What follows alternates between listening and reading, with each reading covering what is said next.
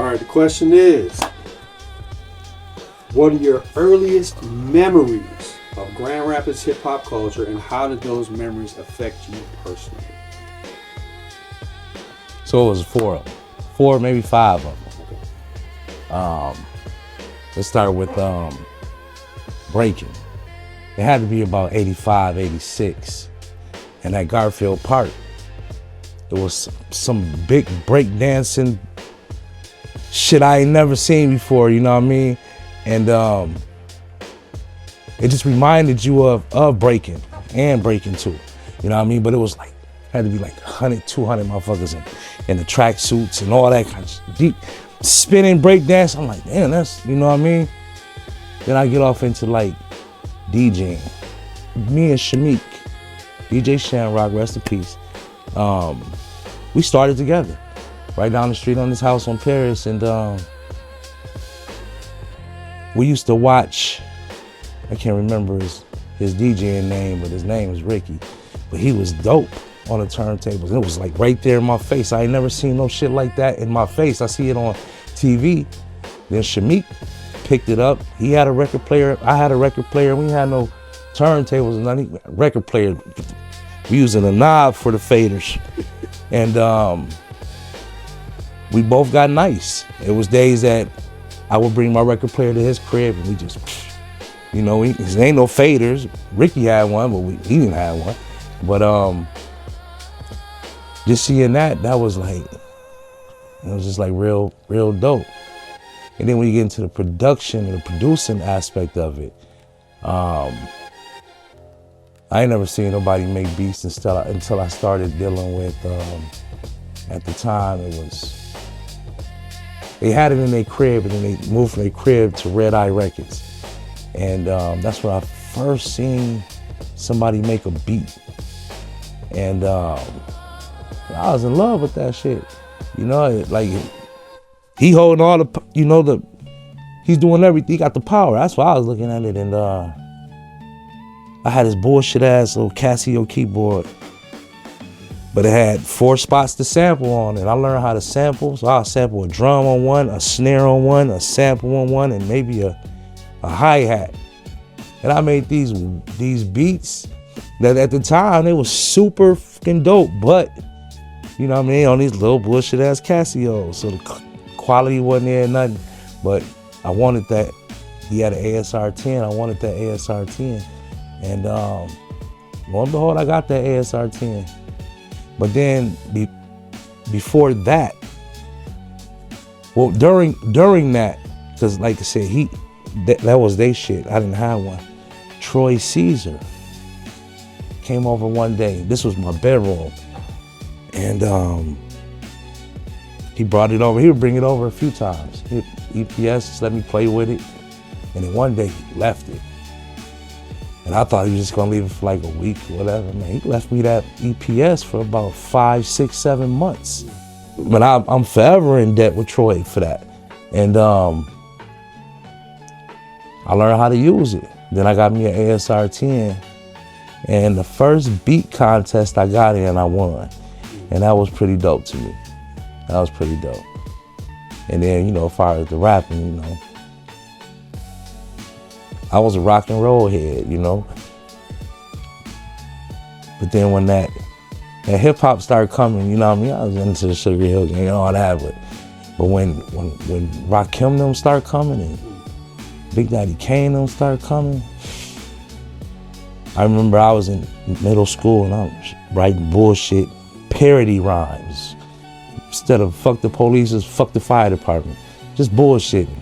And then one day I just sit and wrote some shit. I've been doing it ever since.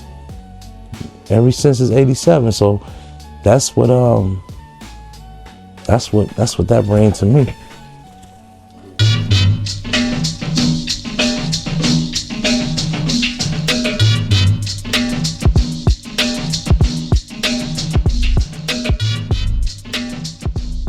You have been a Grand Rapids hip hop practitioner for 30 plus years.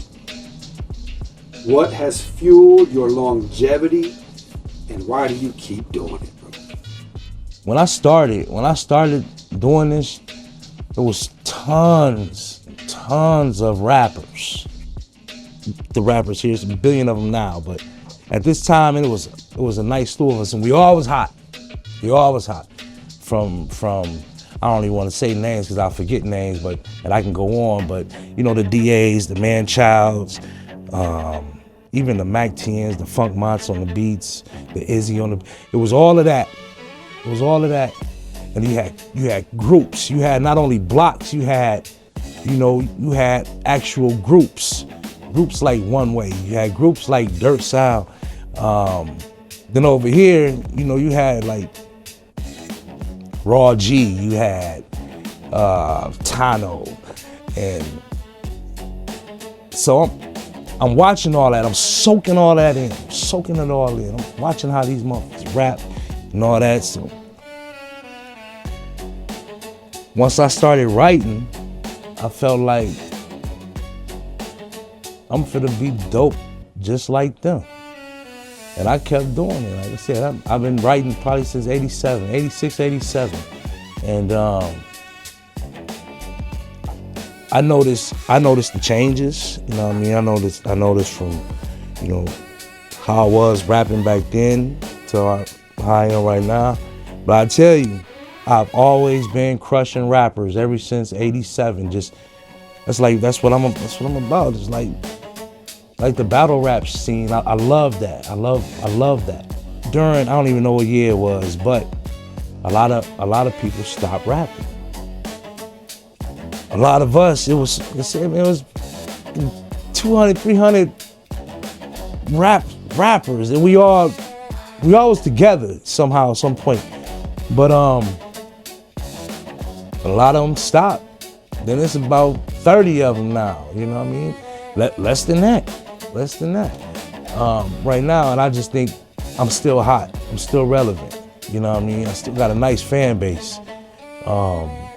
Music sounds good. Music sounds better. Being hungry, never having a deal, having some almost deals, and just to kind of show like, yo, I can still do this. You know what I mean? Like, I'm not gonna say my age, but I'm still out here giving them a run. You know, I'm giving them a run. Right now, I'm giving them a hell of a run. Anybody that's touching the microphone, especially from here, I'm giving you a run. That's why I keep doing it, because I'm still able to do it. I feel like if I'm ever falling off, I'm smart enough to know that. So that's when I'll stop. But as long as I'm good and capable of doing it, I'm doing it. And I feel like I'm real nasty right now. So if I was to ever fall off, I'll probably fall off when I'm 70 or something, 75. But right now, I'm tearing your head off. That's it. I think that's why I keep doing it. And it's going. It probably, I don't want to say it'll take death to stop me, bro, but I've been doing this all my life. You know, that's why I keep doing it, and I stay doing it because it's, you know, we learning new shit too, and we have internet. You know, when we're doing this, so, you know, I'm learning how to do my own little paperwork, and you know, learning all this shit that they doing. That, you know, today we can get out there, we can reach way more than what we can do back in 95. You know what I mean? 97, 98, even 2000. I mean, man, we doing way more now, you know what I mean? And I think that's what discouraged a lot of people, a lot of rappers from here, pursuing that dream and not pursuing that dream because we didn't have the outlets that we got today. So then they stopped doing it. They don't want to do it anymore. They go get a job or sell dope, whatever they do. And I get people that try to get back in here on this microphone, you know what I mean? But it's just for their purposes. That's it. They're not trying to do anything else with it. I look at that as all a blessing, bro. You right now, man, we can't really make no super money unless you go super fucking global, but to some of us, it ain't about the money, it's about the music. And I just think I'm about the music, you know? I've been doing work and hustling and all that shit all my life, bro. And I'm great. I'm in a great mind state, in a great position. I'm all right. I don't need rap money. Would I like it? Hell yeah. But I'm not saying I need it. I'd rather get this music out here so y'all can hear what we've been doing. And, because I think that's what Grand Rapids, Michigan, that's what we lack, is the world hearing what we doing. Not just a selected few or selected your friends and family from other cities and other states. Man, we need that. We need that range that they got. So, and that's why I still do it. You are multifaceted in your approach to the culture, right? So you're a DJ, you make beats, MC. So tell us about what it means to be an MC, what it means to be a producer, and what it means to be a DJ. And what it means to me to be a MC, I probably start all these out the same way, but to me, it's everything. It take a lot to sit down here and write. It don't really take a lot, but it take a lot to sit down here and write rhymes after rhymes after rhymes. Especially if you got a catalog. I got a catalog. I probably got more songs than anybody, and I feel like anybody on the planet, because I'm able to do everything. So sitting down here and writing rhymes and formatting them to beats and learning them, just writing and you gotta have the mind state to do all this. To me, you gotta, the shit gotta make sense. You gotta be smart. You can't just be dumb and you trying to say something or write something. So, and then leaving that and studying that song that you did, and then you taking it to a stage or you putting it out as a single for everybody to hear. I just feel like that's everything in the world to me, because I'm taking something that I did and I'm touching somebody else, whether it's negative, whether it's positive. Somebody like, man, he dope. But if somebody's saying he whack, I don't like it, that's cool too. But I don't write for nobody to say that that's whack. So being an MC means everything in the world to me, because I'm seen, I'm outside, period. I'm outside. And everywhere I go, when people look at me, they like, oh, that nigga rap, you know what I'm saying? Or he make beats, he produce, whatever. But the main thing is that he rap. I seen you freestyle and all that, you know what I mean? So that's everything in the world. And also giving a positive reaction towards what, how people, come to me with it. So being an MC, that's pretty much everything in the world to me. That's me. That's what 90% of the people know me from, you know what I mean? Being a DJ, just the essence of being a DJ, man. That's something, that's everything as well, because I started back in 86, 87. I've watched, Juice numerous times, you know what I mean? I've seen DJ contests. I don't think I've been in any, but just being able to do it, you know what I mean, is everything to me, because a lot of people can't do it. I get people that come down here and then I just jump on the turntable like, what? And, people just standing around looking, and I'm just doing, I don't think everybody that knows that I rap knows that I make beats or can play on them turntables, but it's a fair amount of people that know I can play on the turntables. It's different from rappers, because you got 8 out of 10 rappers, 1 through 10, 8 out of 10 is rappers. But when you say 1 through 10 for DJs, it's probably 2. I'm happy I know how to do it. I'm happy I know how to use my hands. A lot of DJs DJ themselves and can't really use your hands. I think that's a major part in DJing, because you gotta use your hands. So, and then when you get off into the beats, man, like, it's everything to me with the production and the beats, because, like, for instance, I'm gonna shout out Troy again, man, because Troy got me on that, man, and And during the time, he'd tell you a story, I don't want to tell it, but during the time, one point in time, Troy lost everything. Well, he lost everything. And I opened my shit up to him. Here you go, bro. Here you go. And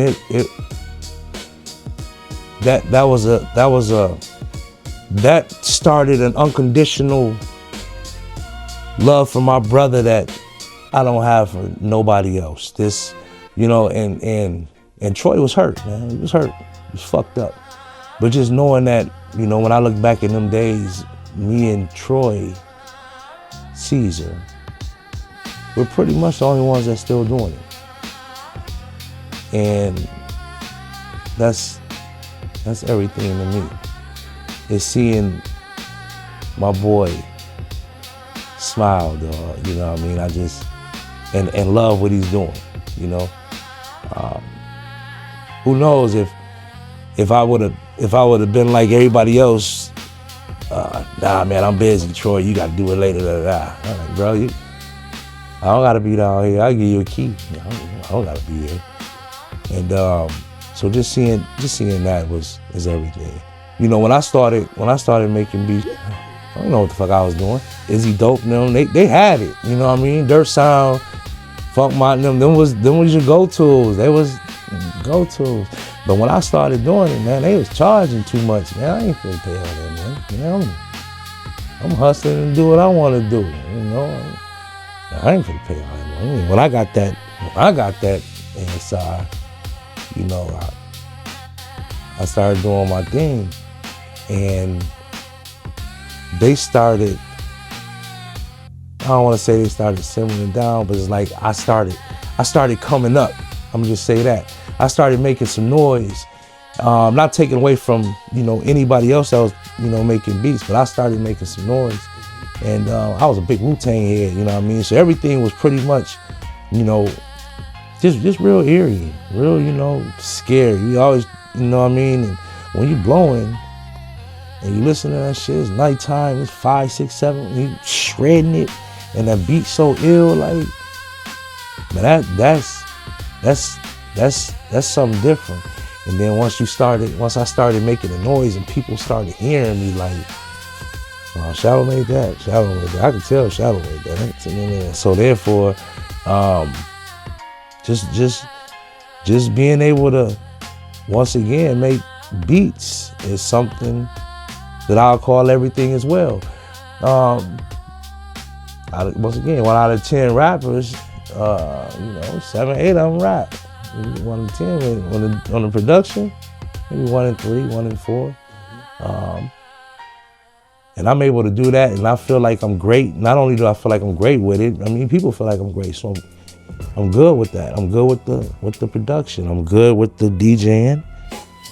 People see it, I do it, and I'm good with the rapping. And once again, people see it, I do it, and I excel in everything. I ain't tooting my horn, but I try to excel in everything that I do. So that's why all that means what it means to me. But Grand Rapids is getting so big to a point where people are doing more. The artists are doing more.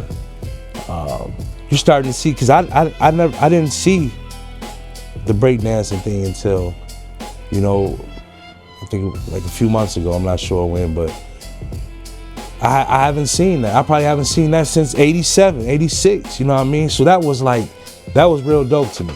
Like I've been noticing like a lot of the stuff that y'all doing, especially with the graffiti and, you know, and just all the stuff that y'all doing, that's so big for us because we didn't have none of that. So the outlets are bigger, you know what I mean? All the people with the podcast, you know what I mean? They coming out, got some good music coming out. People know that we're untapped, you know what I mean? We're untapped. I don't know if they're just looking over Grand Rapids and going this way or going that way. They know that this is an untapped spot with an untapped situation. But I just think, you know, we're making noise right now, you know? We ain't making the noise where we need to just when we kicking in the door, they don't want to let us in. Yo, we go through the window. And I just think that's where we at right now. I'm on the side of the house. I'm lifting the window. You don't gotta let me in your door no more. I'm finna go through your window. And I'm gonna get in that thing somehow, some way. The music, like I said, is stronger. It's more aggressive. Not only myself, I hear it in other people. We all talking strong. We're all strong right now. So I'm just feeling like, you know, it's good things, you know, coming our way. And even with myself, I got the Meet the Locals record. I got 17, 18 features on there. Then I got another joint called Pure. That's finished. We're actually paperworking that right now. We got those two, and then I got the DOA record. We're doing another DOA. We're just making it a full album. We put out 4 or 5 joints. We had about 5 or 6 more. Mix them up, so that's pretty dope. Just make sure y'all check me out with on DJ Nap, Grady album. Me and Sid Swift, shout out to them boys. God's Kitchen, that just came out. I'm featured on number 5, Vinnie Johnson. But that record is like super dope. It's banging on the doors, but them boys found a different way. I think they going through the window too. You know what I mean? We knocked at the door for a long time, man. They got the chain on the door. It's Grand Rapids. Shut the door.